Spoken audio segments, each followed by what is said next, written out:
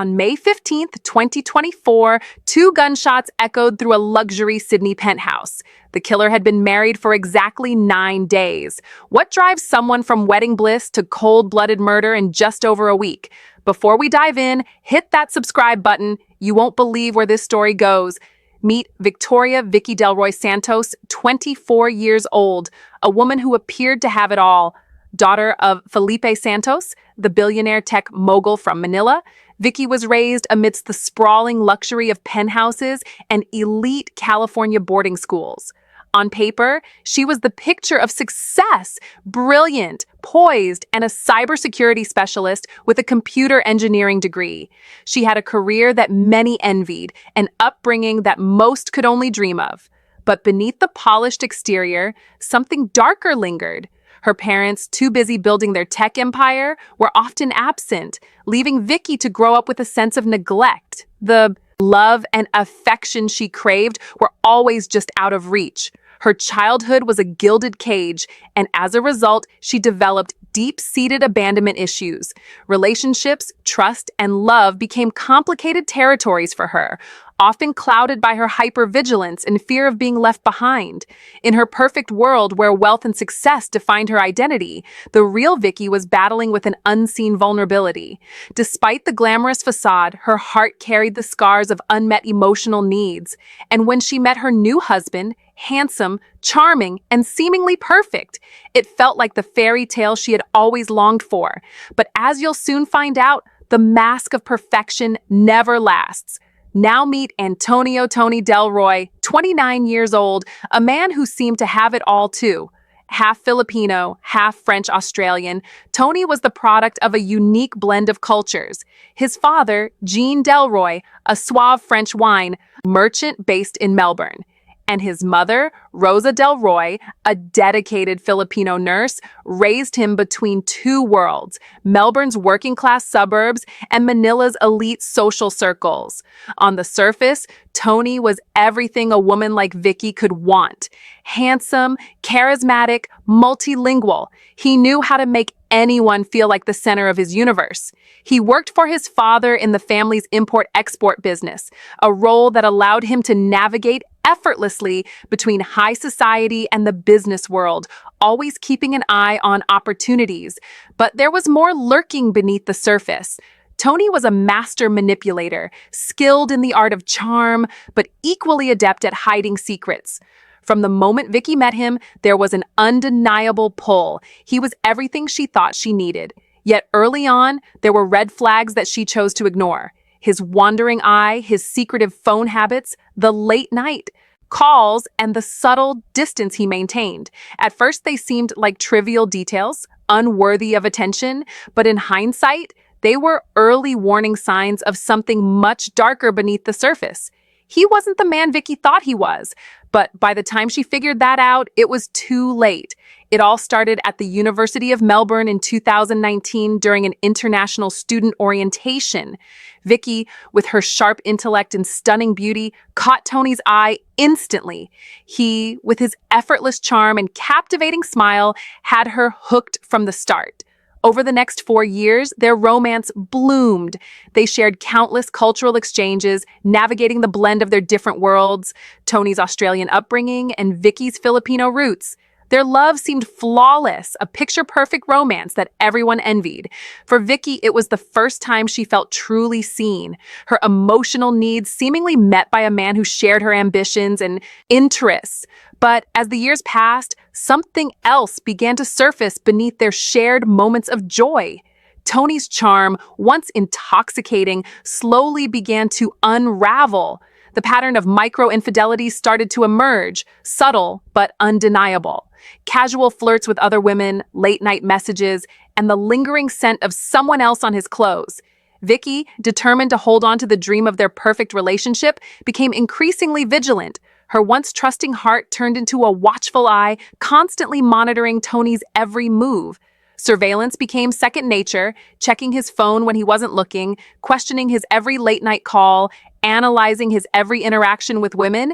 The relationship shifted. What once felt like effortless passion became an emotional tug-of-war with Vicky locked in a battle with her own insecurities, questioning his loyalty at every turn. Still, she ignored the signs, believing that love could conquer all. Then, in 2022, the couple faced a long distance relationship when Vicky returned to Manila while Tony stayed behind in Melbourne to run his father's business. It was a test that seemed to strengthen their bond. The calls grew longer, the messages more frequent, and the longing between them intensified. Yet the distance also created a dangerous illusion. Everything seemed perfect, but what Vicky couldn't see was that the physical separation only gave Tony more freedom to conceal his secrets. In December 2023, as the couple reunited in Manila, Tony proposed during a romantic sunset at Manila Bay. To Vicky, it felt like a dream come true, the ultimate promise forever together.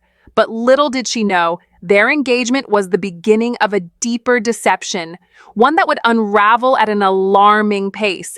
The romance seemed stronger during their separation, but in reality, it was masking a much darker truth. Tony had been living a double life. On May 6, 2024, Vicky and Tony's wedding was nothing short of a spectacle, a lavish affair held in the heart of Manila. The event was a fusion of traditional Filipino rituals and modern elegance, an opulent blend of cultural heritage and contemporary luxury. The ceremony was fit for royalty with 500 guests in attendance, all dressed to impress, celebrating what seemed like the ultimate union of two powerful families. The cost? A staggering $300,000 spent on a grand venue overlooking the Manila skyline, a live orchestra, endless champagne, and designer gowns. The world outside might have marveled at the spectacle, but inside the celebration, things were far from perfect. While the couple danced their first waltz, exchanged heartfelt vows, and basked in the limelight of their shared dream, Tony's attention was elsewhere. Beneath the glittering chandeliers and romantic music, he was discreetly texting someone, another woman. His phone screen lit up repeatedly as he typed, a smirk playing on his lips, oblivious to the world around him. But someone noticed. Vicky's cousin, a brilliant tech security expert who had flown in for the wedding, had a keen eye for suspicious activity.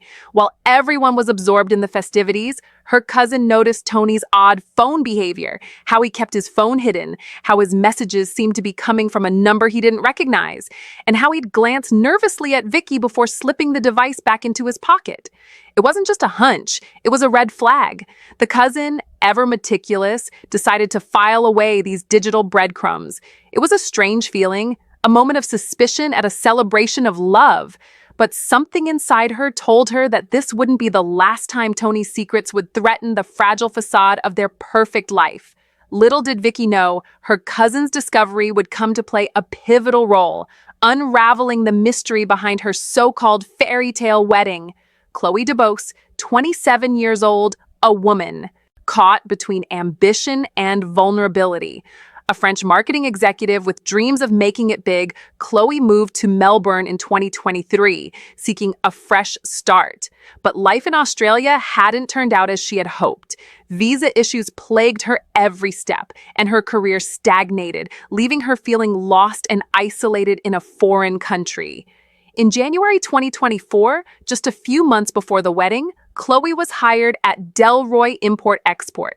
The company run by Tony's family promised the opportunity she so desperately needed to kickstart her career. But there was a catch. Chloe was lonely, far from the comforts of home, surrounded by strangers, and unsure of how to make a name for herself in the competitive world of marketing.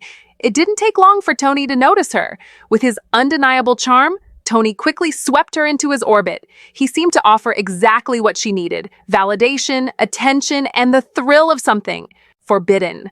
Chloe, with her French sophistication, was intrigued by Tony's confident, worldly presence, but she was also vulnerable, especially in the face of her own insecurities.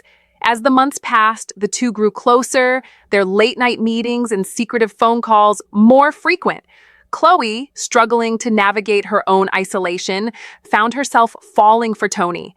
She was drawn to the power and allure of his presence, the excitement of being desired by a man who seemed so out of reach. But there was more at play here. Tony wasn't just charming, he was manipulative, playing on Chloe's weaknesses while keeping her at arm's length. Culturally, the tension between Chloe's French sophistication and Vicky's traditional Filipino roots simmered in the background. Chloe, a woman of independence and modern values, couldn't understand the depth of Vicky's familial and cultural ties. But for Tony, this divide was yet another opportunity to manipulate both women, playing them against each other without them ever knowing. Chloe, unaware of the full picture, believed she was the one Tony truly wanted, but in reality, she was just another piece in his web of deception. It all started innocently enough, just another workday at Delroy Import-Export. Chloe, newly hired and eager to prove herself, crossed paths with Tony in the office. She admired his business acumen, his charisma, and the way he seemed to control every room he entered. To Chloe, he was the kind of man who could make her feel important. For Tony, she was just another puzzle piece to fit into his ever-growing web of manipulation. Tony's charm was undeniable, and soon business dinners turned into something more. What began as casual meetings over overpriced wine quickly evolved into intimate conversations, and Tony began making Chloe feel like the center of his universe. She was swept up in the thrill of it all, convinced that this was the start of something real. He was kind, attentive, and full of promises about the future. But beneath it all, Tony was playing a dangerous game. The connection between Tony and Chloe grew undeniable. During a corporate retreat in the Blue Mountains, what began as flirtation escalated. The scenic views and isolation created the perfect setting for Tony to make his move. What started as a stolen kiss in a secluded corner of the retreat turned into a passionate affair, one Tony would go to great lengths to keep secret. Despite the secrecy, Chloe couldn't help but believe that she was the one Tony truly desired. She told herself that the physicality of their relationship meant something deeper, that he had chosen her above all others. Even with the wedding only days away, Tony's relationship with Chloe continued. Using encrypted messaging apps like Signal, he kept the affair alive during the week leading up to his wedding. Burners phones and VPNs helped him cover his tracks, but the digital world still left traces that would later come back to haunt him. Tony was careful, but he made one crucial mistake. He trusted the wrong people. Despite his attempts to hide his tracks, his phone habits raised suspicions. His encrypted messages and burner phones might have disguised his actions, but they weren't foolproof. By this point, Tony had woven a tangled web of lies. He told Chloe that his marriage to Vicky was merely a business arrangement, a strategic move to solidify family ties. "I'll divorce her within 6 months," Tony promised, his words smooth and convincing. Chloe, desperate for affection and validation, believed him. She saw herself as the true love in his life. She was the one who understood him, the one who made him feel alive. Tony went further, taking her apartment hunting while Vicky was busy with wedding preparations. The audacity of it was shocking. He was planning his life with Chloe as if the marriage to Vicky was nothing more than a fleeting inconvenience. But the most manipulative part, Tony booked a romantic getaway with Chloe, planning to celebrate their true love just after the wedding. While Vicky would believe she was living out her happily ever after, what Tony had expertly done was craft a delicate, emotionally manipulative narrative. Both women, Vicky and Chloe, believed they were Tony's true love. To Vicky, her marriage was a dream come true, her belief in their fairy tale love unwavering. She had no idea that Tony had been deceiving her since the very beginning. To Chloe, the affair was the beginning of something more. A love she believed could override all the lies Tony had told. Both women were trapped in his web, each convinced that she was the one who held his heart, unaware that Tony's only true love was his ability to control them both. On May 7th, 2024, the newlywed couple, Vicky and Tony, flew to the Gold Coast for what was supposed to be the beginning of their happily ever after. The beach, the sunsets, the romantic walks. It was all a fairy tale, or so Vicky thought, but just 3 days later, on May 10th, Tony made a claim that would shatter their illusion of perfect love. Tony received a call, an urgent one from his father's business in Melbourne. There was a crisis, and he had to leave immediately. Vicky, in the blissful naivety of newlywed life, accepted it without question, trusting Tony's every word. But the truth was far darker. While Vicky imagined her husband was attending to the family business, Tony was actually planning a secret celebration for Chloe's 28th birthday. He had booked a penthouse suite at the Crown Melbourne under false names, keeping his lie carefully hidden from both Vicky and Chloe. The grand romantic gesture was meant for another woman, one who didn't have the luxury of being in the picture-perfect fairy tale marriage Vicky thought she was in. But nothing stays hidden forever. Vicky's suspicions began to grow the moment she noticed Tony's increasing secrecy. His late-night calls, his sudden disappearances, and the way he always seemed to be hiding something on his phone. It was too much to ignore. The perfect husband, the devoted man she had married, was starting to slip through her fingers. Vicky decided to take matters into her own hands. She turned into a digital detective using her expertise to dig into the information she had access to. First, she accessed their shared phone plan records. What she found was subtle but telling. There were new device purchases under Tony's name. Curiosity drove her further, and she cross-referenced location data, noticing frequent trips to places Tony had never mentioned. Then came the discovery of encrypted messaging apps on Tony's phone, something she had never seen before. She was stunned. Tony had been hiding his conversations, but why? Who was he talking to? What was he keeping from her? Vicky didn't stop there. She pushed further, gathering every piece of digital evidence she could. That's when the smoking gun appeared. Hotel reservations for 2 people made under false aliases. The same hotel in Melbourne where Chloe had spent her birthday with Tony. A credit card charge for jewelry shopping, something Tony had never mentioned to her. But what hurt the most were the photos. Photos that automatically backed up to the shared cloud storage, showing Tony and Chloe on their getaway. There they were, smiling and carefree, while Vicky was left behind in the Gold Coast, thinking she was on a romantic honeymoon. The images painted a picture she wasn't ready to see. Then came the breaking point screenshots. Screenshots of Tony and Chloe apartment hunting together. Their discussions about a future one where they were starting fresh after the divorce. It was a gut-wrenching blow to Vicky, but nothing prepared her for the final piece of evidence. A video of Chloe trying on wedding rings with Tony's voice in the background. Soon, my love, the last shred of Vicky's belief in their marriage crumbled. The life she thought she was building with Tony had been nothing more than a lie. She was nothing more than a pawn in a game that Tony had been playing from the very beginning. Vicky's mind was a whirlwind. The revelation of Tony's betrayal sent her spiraling into a psychological breakdown. As an expert would later analyze, Vicky's childhood abandonment trauma had been triggered, raised by parents who were too busy to give her the attention she craved. Vicky had always struggled with the fear of being abandoned. Now faced with the undeniable proof that Tony had lied to her, cheated on her, and manipulated her, that fear became all-consuming. She was left with an identity crisis. If I'm not Tony's beloved wife, who am I? She questioned everything about herself, wondering if the love she thought she had was real or if she had simply been living in a dream world. To make matters worse, there was cultural shame. Vicky had married into a family with deep Filipino traditions where marriage was sacred. The shame of a failed marriage after just 9 days was almost unbearable.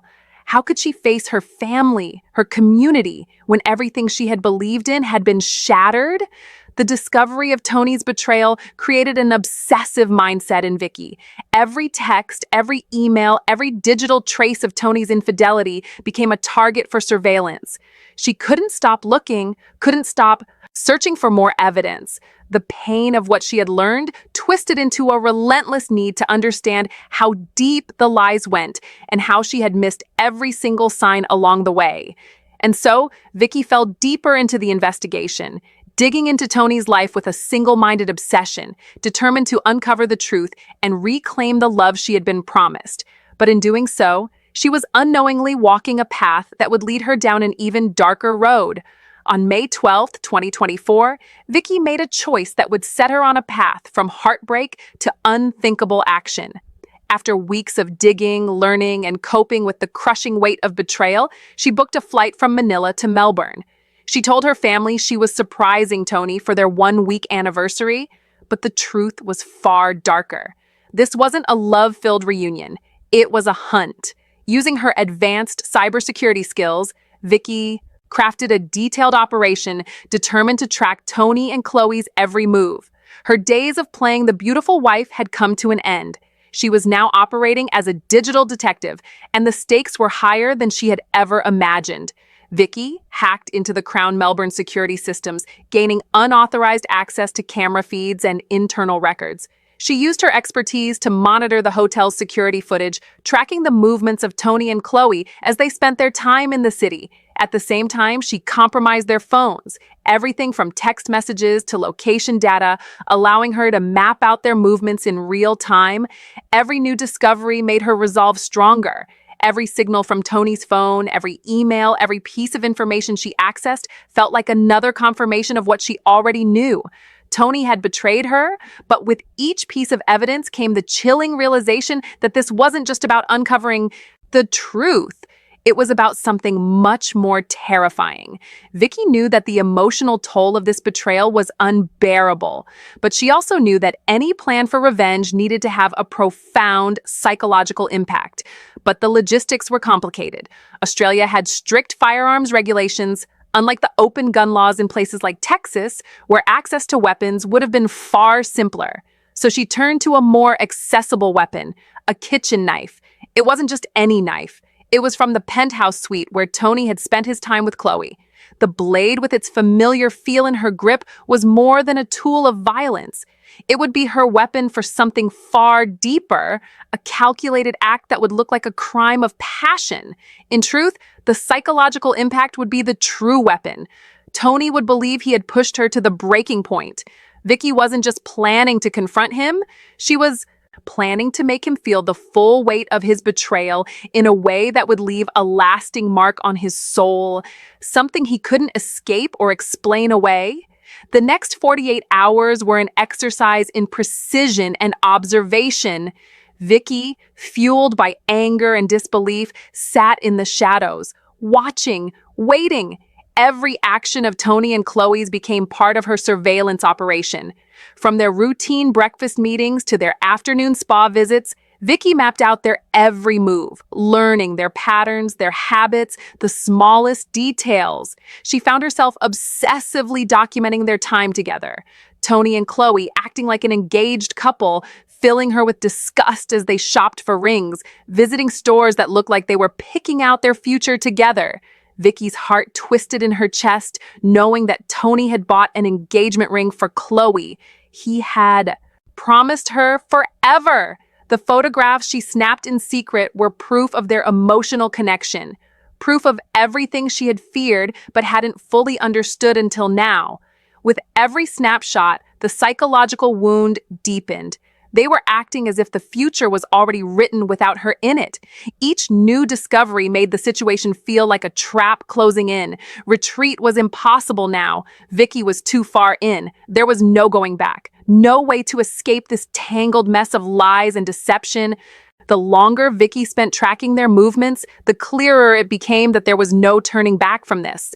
Every piece of evidence, every moment spent watching Tony and Chloe's fabricated love story unfold felt like another step toward her breaking point. The stakes had risen with each new discovery. The lies Tony had told, the betrayal he had committed, and the emotional toll it had taken on her were too much to simply walk away from. The more Vicky learned, the less she was able to control her anger, her heartbreak, and her need for revenge. What had started as a plan to uncover the truth had transformed into a relentless hunt. The digital surveillance, the constant monitoring, it was no longer about exposing Tony's lies. It was about making him understand the depth of the damage he had caused. It was about making him feel the crushing weight of everything he had stolen from her. Vicky was no longer the woman who loved Tony. She had become someone far more dangerous, someone who would stop at nothing to reclaim the sense of power she had lost. The hunt had begun, and there was no way out. It was supposed to be the final day of Tony and Chloe's secret affair before Tony would return to Vicky, back to the honeymoon, back to the facade of their perfect life. The day began innocently enough. Tony and Chloe spent the morning together, pretending their relationship was as normal as any. They spent the afternoon shopping for furniture, talking about their future apartment, a future that didn't include Vicky. They imagined a life that Vicky had been excluded from, planning a future they thought they could hide from her forever. That evening, they dined at the exclusive Eureka Skydeck restaurant, their love apparently untouchable. Oblivious to the storm, Vicky was preparing to unleash. But by 10:30 p.m., their world was about to come crashing down. Vicky had one final trick up her sleeve. She'd already hacked into the key card system of the Crown Melbourne Hotel, using her cybersecurity skills to enter the penthouse undetected. Her knowledge of the layout was uncanny. She had studied it meticulously during her digital surveillance, memorizing every corner, every hallway, every blind spot. She disabled the security cameras, leaving no trace of her presence, and moved through the penthouse like a shadow, her heart pounding with a mixture of rage and purpose. The weight of the confrontation was heavy on her shoulders, but there was no turning back. She knew what she had to do. Inside the penthouse, she found the evidence of Tony's plans. The engagement ring box, a symbol of his betrayal, and wedding photos on his phone, snapshots of a life they had promised each other, now shattered. It was the proof she had been seeking all along. Vicky didn't rush. She waited, gathering her thoughts, knowing that the moment of reckoning was close. When Tony and Chloe returned to the penthouse, they were blissfully unaware of the storm waiting for them. The scene played out on the balcony overlooking the Melbourne skyline, the city lights shimmering in the background like a false promise of peace. As Tony stepped out, Vicky made her presence known. The tension was immediate. "Let's talk about honesty, husband." Vicky's voice was cold, cutting through the night air. The words sent a chill through Tony, who immediately attempted to deflect, to manipulate, to control the situation as he had done so many times before. He tried to convince her that it wasn't what it seemed, that this was just a mistake, that their love was something worth saving. But his words were hollow, no longer convincing. Chloe, desperate and frightened, tried to explain herself, her voice trembling with fear as she begged Vicky to understand. But Vicky's eyes were cold, her focus unwavering. She had already seen the truth, and there was no turning back. And then, in the silence that followed, Tony made his fatal confession. "I do love her more than you." It was the final nail in the coffin, the admission that had been building for weeks.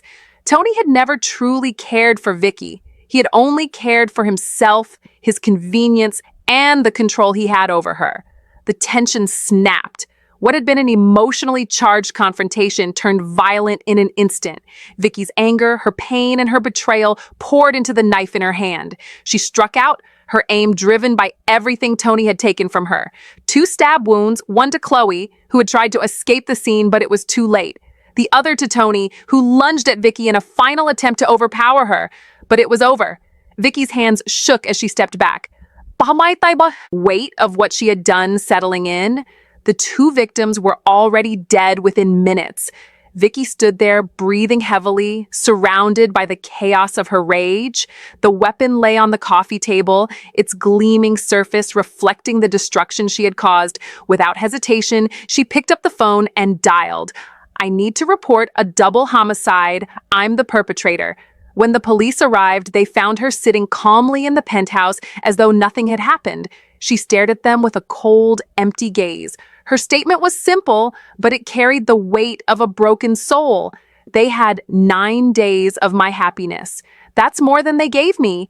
And with that, everything that Vicky had endured, the lies, the betrayal, the abandonment, came to its devastating conclusion. The story that had begun with love had ended in bloodshed. Vicky had taken back control, but at what cost? The path of destruction she had set into motion could never be undone. What began as a personal tragedy quickly escalated into a full-blown international crisis. The murder of Tony and Chloe, 2 individuals from different corners of the globe, touched off diplomatic tensions between the Philippines and Australia. Vicky's family, the influential Santos family, had deep political connections that were now thrust into the spotlight. The media frenzy that followed swept across the entire Asia-Pacific region.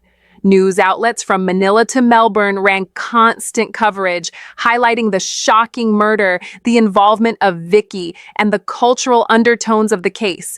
The Filipino community in particular became embroiled in a cultural debate that divided opinions.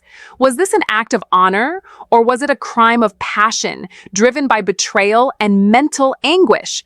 Vicky's family defended her actions, framing the killing as a response to years of emotional abuse and cultural expectations. But the Australian public, rooted in a system of strict rule of law, had a different view. The case became a battle between honor and the law, with passionate arguments coming from both sides. Detective Inspector Rachel Morrison was assigned to lead the investigation, and what she uncovered was staggering.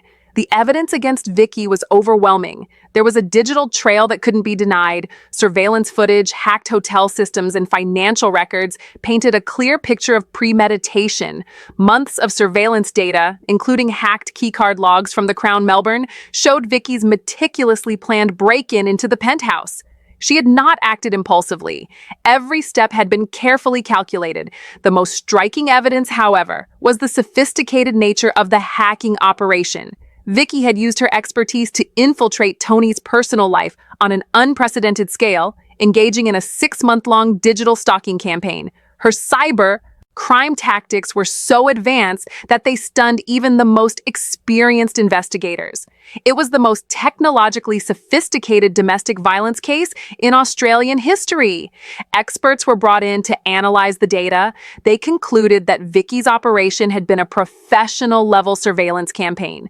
She had hacked into Tony's phone, the hotel security systems, and even the couple's digital communications. The extent of her digital reach raised serious questions about how someone could plan such an elaborate scheme without anyone noticing. Vicky's actions weren't just a response to betrayal, they were the culmination of months of emotional and psychological manipulation. The evidence of her stalking, her tracking of every step Tony and Chloe made, was irrefutable. This was no crime of passion in the heat of the moment. This was a calculated attack, months in the making. As the investigation progressed, the families of those involved responded in very different ways. The Santos family, Vicky's relatives in the Philippines, launched an aggressive campaign to protect her.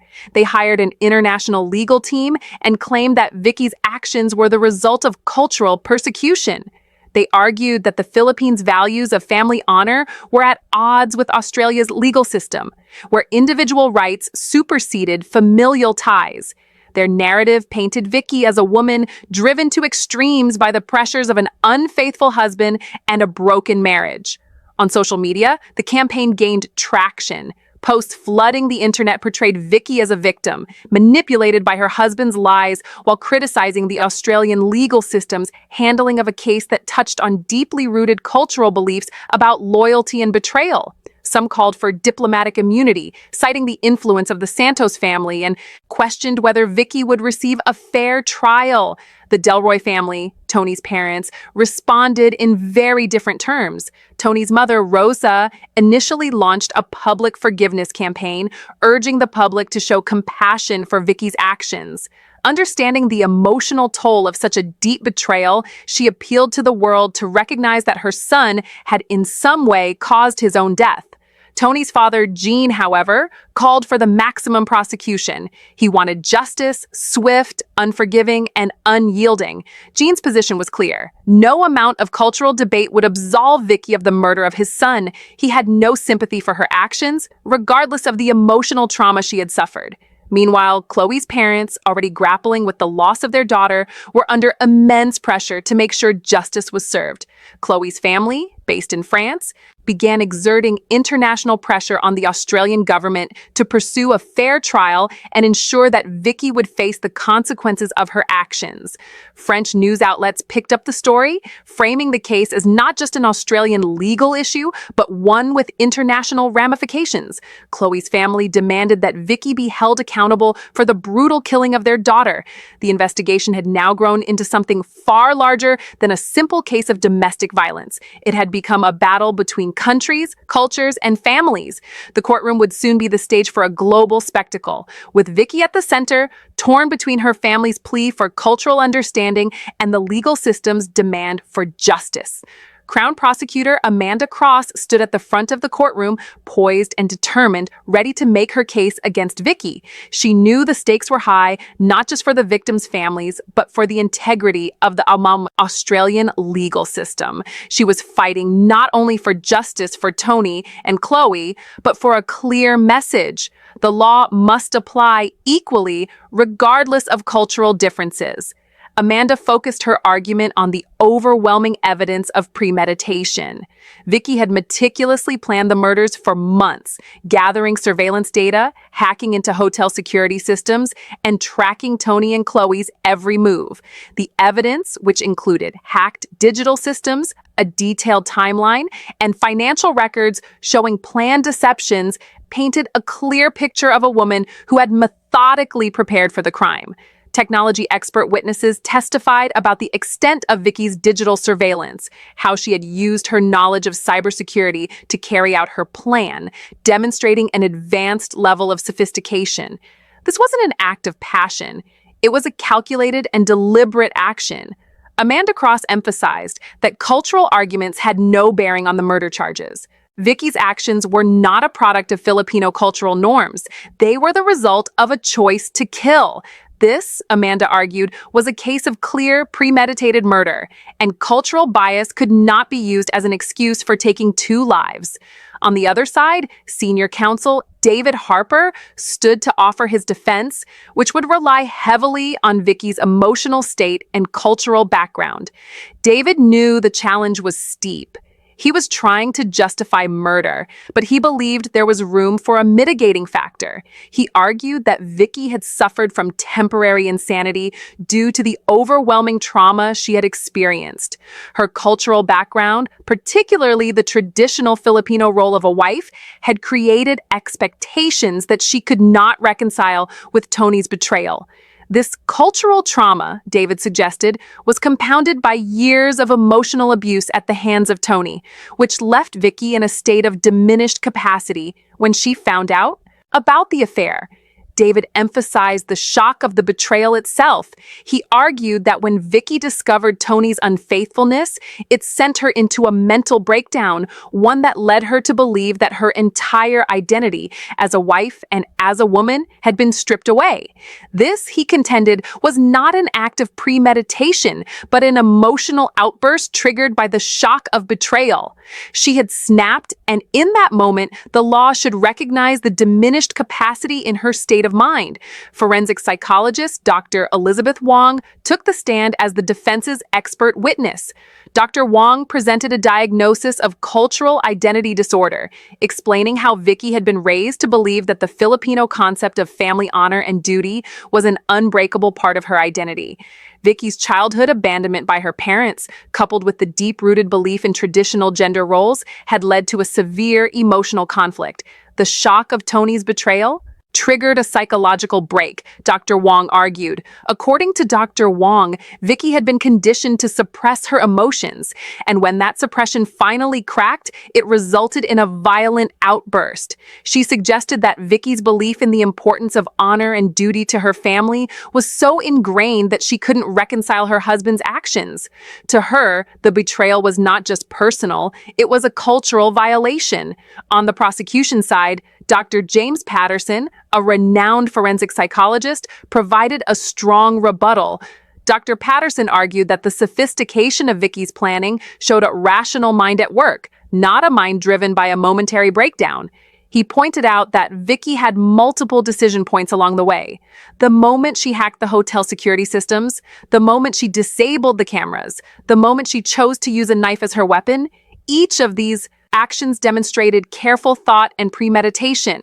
Dr. Patterson further argued that cultural background, while a valid consideration in understanding someone's mindset, could not excuse premeditated murder. He stated that despite any cultural influences, Vicky had been able to function normally and had made calculated decisions at every stage. This wasn't an emotional outburst. It was a rational, deliberate act of violence. After a tense and emotionally charged trial, the jury began deliberations on November 24, 2024. For 4 long days, the members of the jury wrestled with the complexities of the case. They debated whether Vicky's cultural background and psychological state could mitigate the severity of her crime, or whether the overwhelming evidence of premeditation outweighed any argument of diminished capacity. On November 28, 2024, the jury returned with a verdict. Vicky was found guilty of 2 counts of murder. The courtroom held its breath as the judge delivered the sentence: life imprisonment with a minimum of 25 years non-parole. The verdict sent shockwaves through the courtroom, with reactions from both the victims' families and the international community. The media frenzy that had surrounded the case only intensified following the verdict. International news outlets from Manila to Melbourne ran stories about the trial, its cultural implications, and the divided opinions on Vicky's sentence. In the Philippines, protests erupted. Many Filipinos, particularly in Manila, rallied behind Vicky, calling for justice to be re-examined and for cultural perspectives to be considered more heavily in the trial. They felt that the Australian legal system had failed to understand the complexities of Filipino familial loyalty and honor, leading to an unjust verdict. In Melbourne, protests were more subdued, but no less passionate. Tony's family, especially his father, John, welcomed the conviction, demanding full accountability for the murders. Chloe's parents, too, were vocal in their demand for justice, using their platform to push for further action in international courts if necessary. Diplomatic statements were made from both governments.